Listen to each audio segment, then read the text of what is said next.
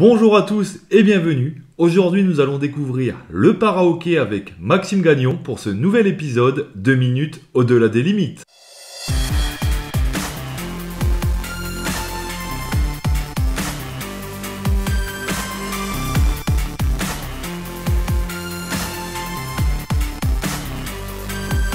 Hockey, c'est un sport qui est semblable au hockey debout pour les personnes ayant ou non un handicap. Donc, jusqu'à l'équipe du Québec, tu peux jouer, pratiquer ce sport sans handicap, mais une fois que tu peux aller sur l'équipe nationale seulement si tu as un handicap physique.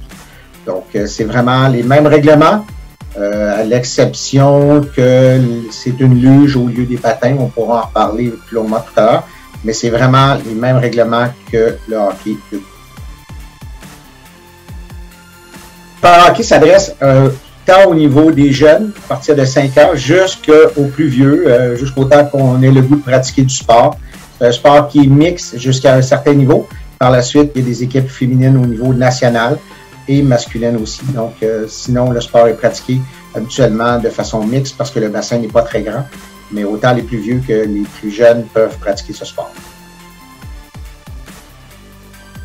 Le hockey se pratique dans 8 régions au Québec présentement, soit l'Outaouais, Laval, Montréal, la Rive-Sud de Montréal, l'Abitibi, Québec, l'Estrie et la Beauce. Alors, ce sont ces 8 régions que nous avons présentement. On regarde pour éventuellement ouvrir un club au centre du Québec, mais toutes ces régions ont de l'équipement à prêter pour de l'initiation pour les gens qui voudraient l'essayer une première fois. Sensiblement le même équipement de protection, casque, gants, coudes, protège-cou, les épaulettes, les pads. On va porter un patin. Le patin n'a pas de lame, donc pour protéger la cheville, c'est mieux. Au lieu d'avoir un patin, c'est une luge. Il y a 2 lames. Il y a toujours 2 lames sous la luge. Souvent, ça va être très très près. On va imaginer qu'il y en a juste une. Et la largeur entre les lames va être déterminée selon l'handicap ou selon la facilité que la personne a à patiner. Alors, plus la personne va être habile, on va rapetisser les lames. Sinon, on peut aller jusqu'à mettre un bâton, un genre de manche, si on veut, derrière la personne pour se faire pousser, ce qu'on appelle un pousseur. Et la personne est poussée par une personne qui patine debout derrière elle. Il y a des règles qui sont stratégiques à ça, mais ça se fait aussi pour ces gens-là. C'est 2 bâtons. Donc, tu vas pousser avec tes 2 mains. Au bout des bâtons, ça ressemble un peu à des dents de patin artistique au niveau des pics. Et c'est un bâton courbé vers la gauche, vers la droite. Donc, les joueurs, les meilleurs sont habiles des 2 mains. L'équipement du gardien de but, la différence, c'est qu'au niveau du bâton, on va avoir des pics aussi au niveau du talon et du bout. Et la mitaine va avoir des pics aussi pour que le gardien de but puisse se déplacer. La luge est un petit peu modifiée. Ce ne sont pas des vraies lames, ce sont des lames de plastique pour que le gardien puisse se déplacer de gauche à droite plus facilement.